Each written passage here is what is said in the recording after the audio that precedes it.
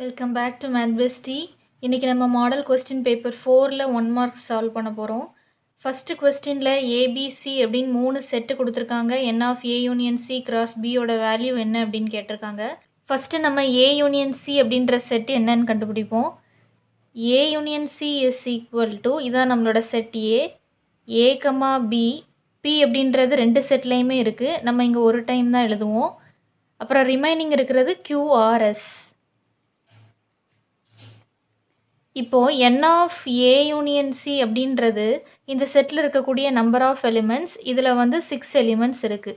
ஏ union C cross B அப்படின்ற செட்டில் இருக்கிற நம்பர் ஆஃப் எலிமெண்ட்ஸ் தான் என்ன அப்படின்னு கேட்டிருக்காங்க. இந்த செட்டில் உள்ள எலிமெண்ட்ஸ் எல்லாமே ஆர்டர்ட் பேராக இருக்கும். எக்ஸாம்பிளுக்கு எக்ஸ் கமா ஒய் அப்படின்னு நம்ம ஒரு எலிமெண்ட்டை எடுத்துக்கிட்டோம்னா, இந்த எக்ஸ் அப்படின்றது வந்து ஏ யூனியன் சியில் உள்ள எலிமெண்ட்டாக இருக்கும், ஒய் அப்படின்றது பியில் உள்ள எலிமெண்ட்டாக இருக்கும். அதாவது ஃபர்ஸ்ட் கோஆர்டினேட் வந்து ஏ யூனியன் சியில் உள்ள எலிமெண்ட், செகண்ட் கோஆர்டினேட் வந்து பியில் உள்ள element. A union C cross B அப்படின்ற செட்டை கண்டுபிடிக்கிறதுக்கு நம்ம இந்த மாதிரி தான் எலிமெண்ட்ஸை பேர் பண்ணி எழுதுவோம்.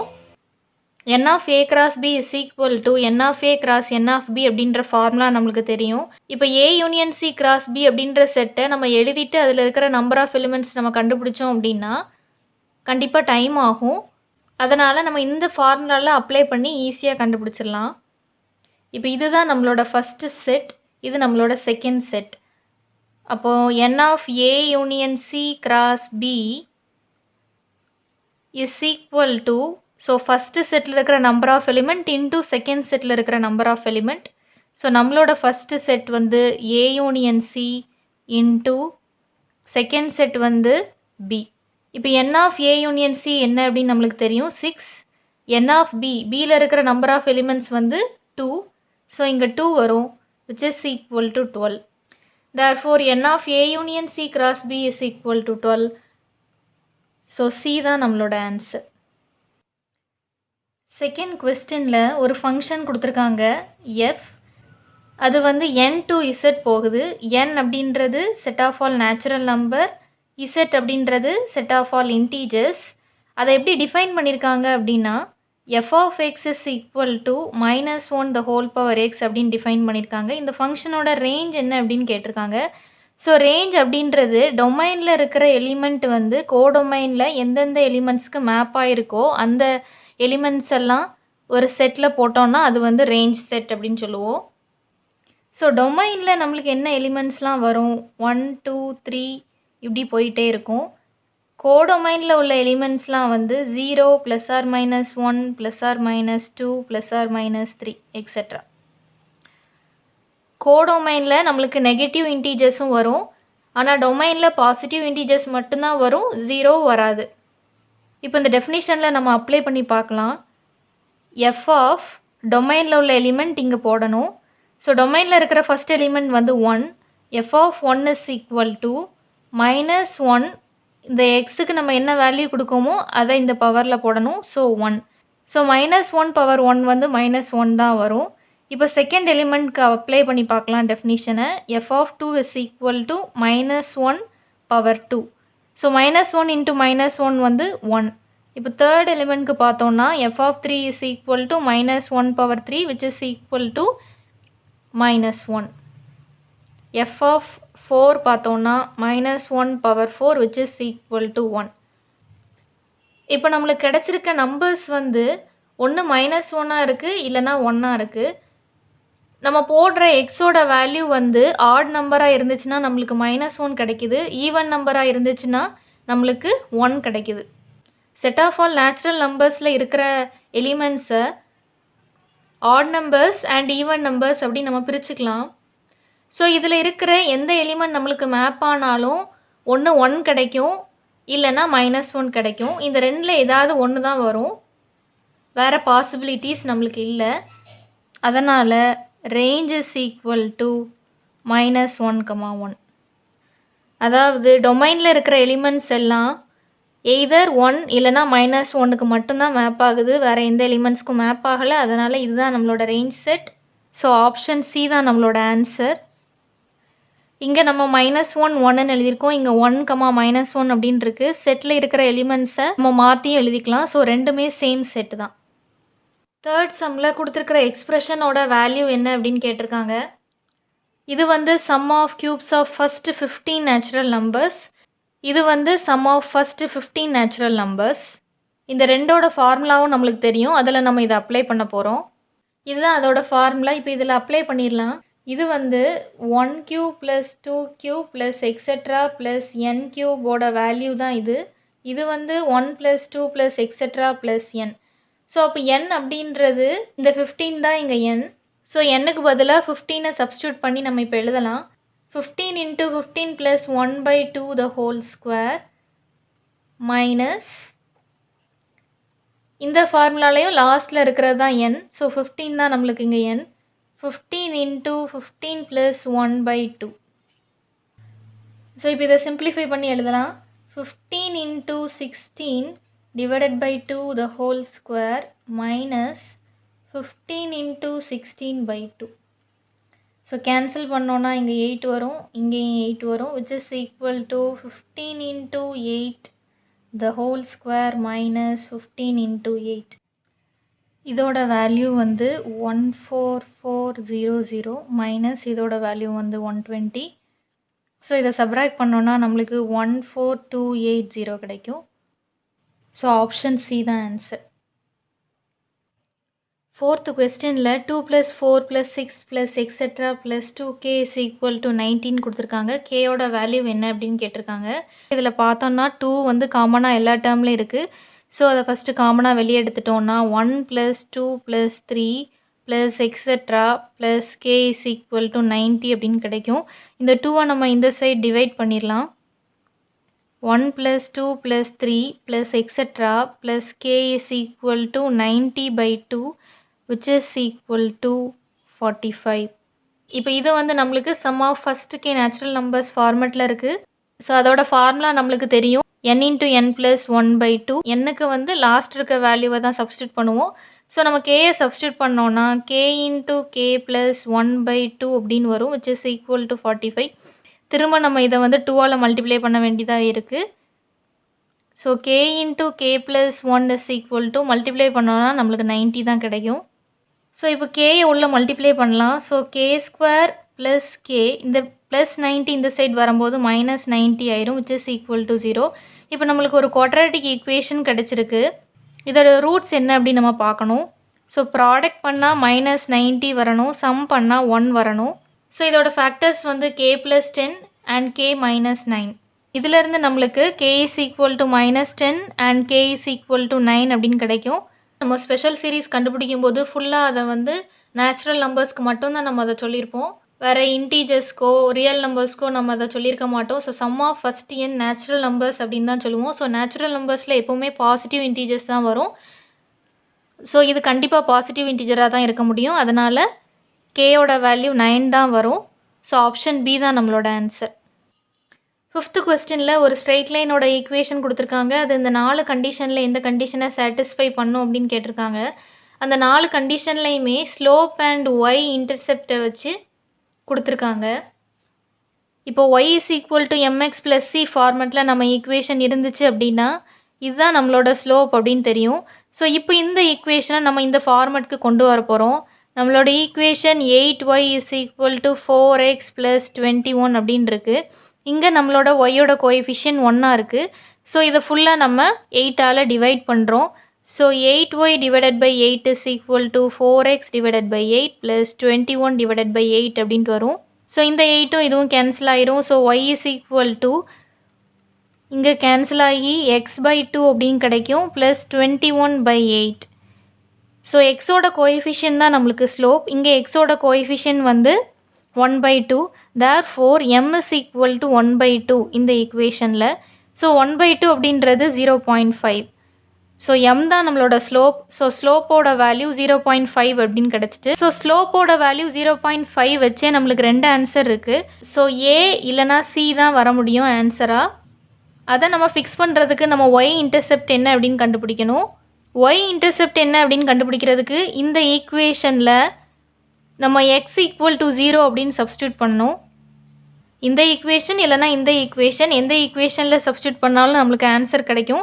இப்போ நம்ம இதில் சப்ஸ்டியூட் பண்ணோன்னா y is equal to 0 by 2 plus 21 divided by 8 which is equal to 0 plus 21 by 8. 0 by 2 ஓட வேல்யூ 0 தான். So y is equal to 21 divided by 8. இதோட வேல்யூ வந்து 2.625 அப்படின்னு கிடைக்கும். இங்கே நம்மளுக்கு ஒய்யோட இன்டர்செப்ட் 2.6 1.6 அப்படின்னு இருக்கு. ஸோ 2.6 தான் இதுக்கு பக்கத்தில் இருக்கிற வேல்யூ. ஸோ ஆப்ஷன் ஏ தான் நம்மளோட ஆன்சர். 6th கொஸ்டினில் இந்த எக்ஸ்பிரஷனோட ஜிசிடி என்ன அப்படின்னு கேட்டிருக்காங்க. ஃபஸ்ட்டு நம்ம இந்த நம்பர்ஸ்க்கு ஜிசிடி என்ன அப்படின்னு ஃபைன் பண்ணலாம். 6 is equal to இது நம்ம ஃபேக்டர்ஸாக எழுதணும்னா 2 into 3 அப்படின்னு வரும். 9 is equal to 3 into 3. 12 is equal to 2 into 2 into 3. இப்போ ஜிசிடி ஆஃப் 6, 9, 12 வந்து இதில் இருக்கிற காமன் ஃபேக்டர்ஸை நம்ம மல்டிப்ளை பண்ணி எழுதணும். ஸோ 3 வந்து எல்லாத்துலேயுமே இருக்குது. ஸோ 3 கண்டிப்பாக வரும். 2 இதில் இருக்குது ஆனால் இதில் இல்லை. ஸோ இதோட ஜிசிடி 3 மட்டும்தான். இப்போது GCD of X square Y X square Y Z X square Y square Z வந்து இதில் இருக்கிற காமன் ஃபேக்டர்ஸை நம்ம மல்டிப்ளை பண்ணி எழுதணும். ஸோ எக்ஸ் ஸ்கொயர் வந்து 3லேயுமே இருக்குது. ஸோ எக்ஸ் ஸ்கொயர் கண்டிப்பாக வரும். ஒய் ஃபஸ்ட் இதில் இருக்குது, செகண்ட் இதில் இருக்குது, அண்ட் தேர்ட் இதில் வந்து ஒய் ஸ்கொயராக இருக்குது. நம்மளுக்கு காமனாக இருக்கிறது வந்து சிங்கிள் ஒய் தான், ஒய் ஸ்கொயர் இல்லை. அதனால் ஒய் பவர் 1 தான் இதில் வரும். இசட் வந்து ஃபஸ்ட்டு எக்ஸ்ப்ரெஷனில் இல்லை, செகண்டில் இருக்குது, தேர்டில் இருக்குது. அதனால் இசட் வராது. மொத்தமாக இந்த எக்ஸ்ப்ரெஷனுக்கு ஜிசிடி வந்து நம்பர்ஸ்க்கு நம்ம கண்டுபிடிச்ச ஜிசிடி இன்ட்டு இந்த GCD. So X square Y which is equal to 3x square Y. So option D தான் நம்மளோட ஆன்சர். 7th கொஸ்டினில் ஒரு ட்ரையாங்கிள் கொடுத்துருக்காங்க ஏபிசி. டிஇ அப்படின்னு ஒரு லைன் வரைகிறாங்க. அது வந்து பிசிக்கு பேரலாக இருக்கிற மாதிரி. ஸோ இதுதான் நம்மளோட டிஇ லைன். ஏபியோட வேல்யூ வந்து 3.6 சென்டிமீட்டர் அப்படின்னு கொடுத்துருக்காங்க. ஏசியோட வேல்யூ வந்து 2.4 சென்டிமீட்டர் அப்படின்னு கொடுத்துருக்காங்க. ஏடியோட வேல்யூ வந்து 2.1 சென்டிமீட்டர் அப்படின்னு கொடுத்துருக்காங்க. அப்போ ஏஇயோட வேல்யூ என்ன அப்படின்னு கேட்டிருக்காங்க. இப்போ இந்த லைன் டிஇ வந்து பிசிக்கு பேரலாக நம்ம வரைஞ்சிருக்கோம் அப்படின்றனால ஆங்கிள் ஏடிஇ இதில் இருக்கிற ஆங்கிளும் ஆங்கிள் ஏபிசி இதில் இருக்கிற ஆங்கிளும் சேமாக இருக்கும். அதே மாதிரி ஆங்கிள் ஏஇடி இதில் இருக்கிற ஆங்கிளும் ஆங்கிள் ஏசிபி இதில் இருக்கிற ஆங்கிளும் சேமாக இருக்கும். இப்போ ஏல இருக்கிற ஆங்கிள் வந்து ஏடிஇ ட்ரையாங்கிள்க்கும் ஏபிசி அப்படின்ற ட்ரையாங்கிள்க்கும் காமனாக இருக்கிற ஆங்கிள். அதனால் angle DAE is equal to angle BAC. AA similarity சொல்கிறதுக்கு நம்மளுக்கு 2 ஆங்கிள் ஈக்குவலாக இருந்தாலே போதும். இங்கே நம்மளுக்கு 3 ஆங்கிள் ஈக்குவலாக கிடச்சிருக்கு. So by AA similarity triangle ADE is similar to triangle ABC.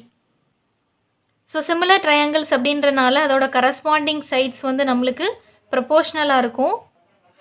So AD divided by BC is equal to இந்த side AE divided by AC. இப்போ நம்ம இதில் கொடுத்துருக்கிற வேல்யூஸை சப்ஸ்டியூட் பண்ணலாம். திஸ் would imply ஏடியோட வேல்யூ வந்து 2.1, ஏபியோட வேல்யூ வந்து 3.6 which is equal to ஏஇயோட வேல்யூ தான் கேட்டிருக்காங்க. ஏசியோட வேல்யூ வந்து 2.4. இப்போ AE is equal to 2.1 into 2.4 divided by 3.6. இதை நம்ம இப்போ கேன்சல் பண்ணி வேல்யூ ஃபைன் பண்ணோன்னா 1.4 நம்மளுக்கு கிடைக்கும். தேர்ஃபோர் ஏஇயோட வேல்யூ வந்து 1.4 சென்டிமீட்டர். ஸோ ஆப்ஷன் ஏ தான் ஆன்சர். 8th கொஸ்டின் வந்து 12,3 and 4,a இந்த 2 பாயிண்ட்டும் ஜாயின் ஆகிற லைனோட ஸ்லோப் வந்து 1/8 அப்படின்னு கொடுத்துருக்காங்க. நம்ம ஏயோட வேல்யூ என்ன அப்படின்னு ஃபைன் பண்ணோம். இந்த கொஸ்டின் ஆல்ரெடி ஒரு மாடல் கொஸ்டின் பேப்பரில் நம்ம சால்வ் பண்ணிட்டோம். இப்போது 12,3 and 4,a தான் நம்மளோட பாயிண்ட்ஸ். இதை நம்ம x1, y1 எடுத்துக்கலாம்.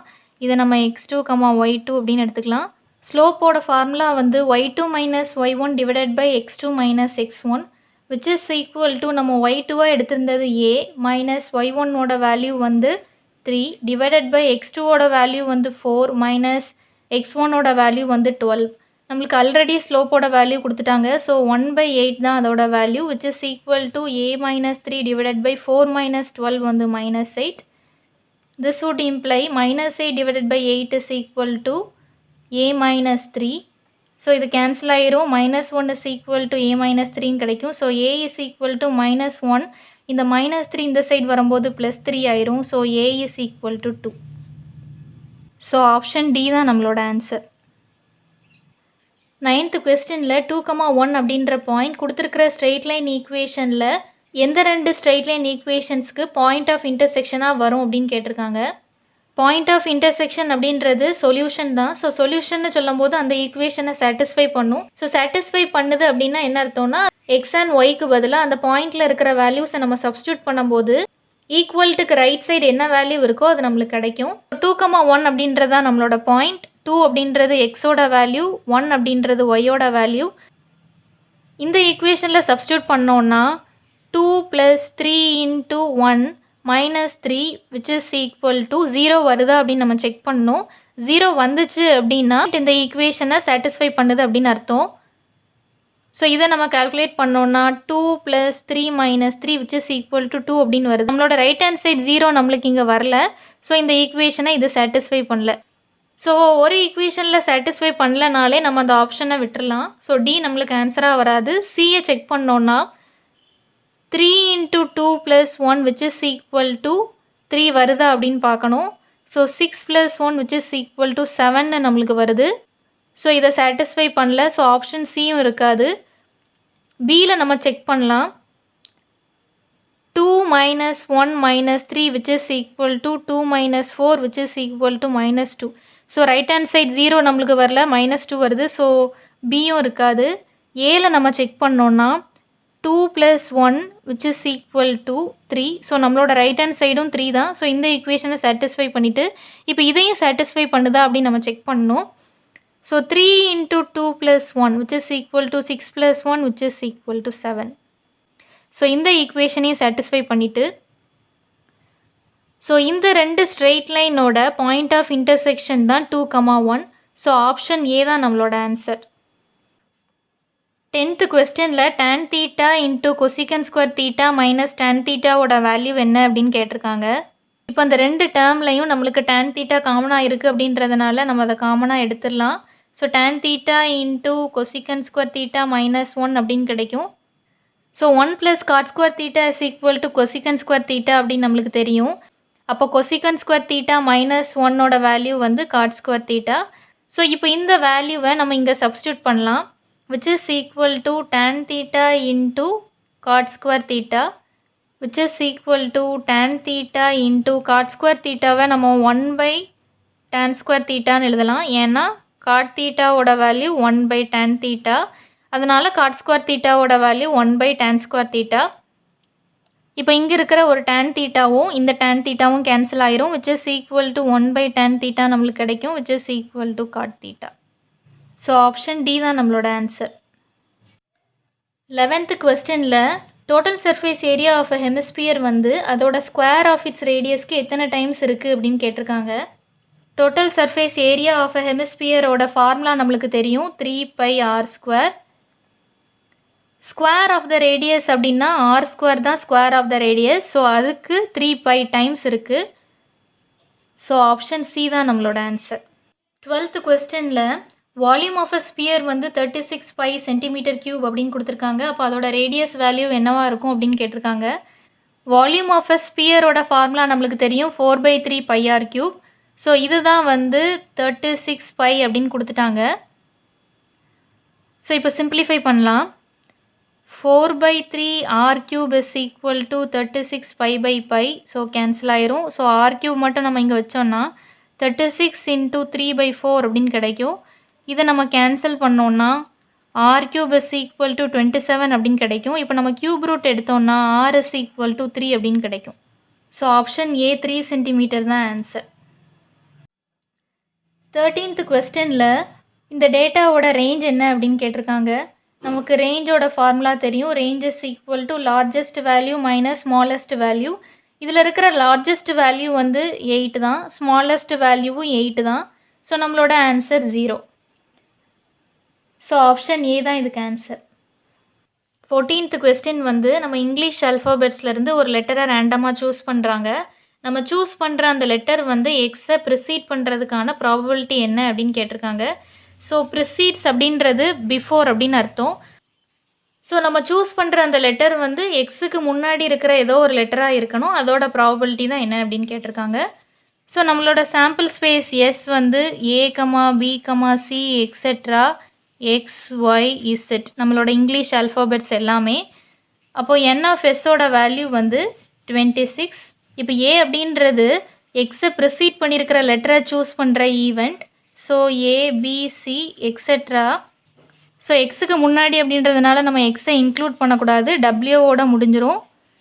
ஸோ என் ஆஃப் ஏ அப்படின்றது இந்த 26ல் இருந்து இந்த 3 லெட்டர்ஸை மட்டும் எலிமினேட் பண்ணியிருக்கோம். ஸோ நம்மளுக்கு 23 வரும். ஸோ பி ஆஃப் ஏ தான் நம்ம கண்டுபிடிக்கணும், which is equal to N of A divided by N of S. P of ஏயோட வேல்யூ வந்து 23, என் ஆஃப் எஸ்ஸோட வேல்யூ வந்து 26. ஸோ நம்ம சூஸ் பண்ண வேண்டிய லெட்டருக்கான ப்ராபபிலிட்டி வந்து 23 divided by 26. So option C தான் நம்மளோட ஆன்சர்.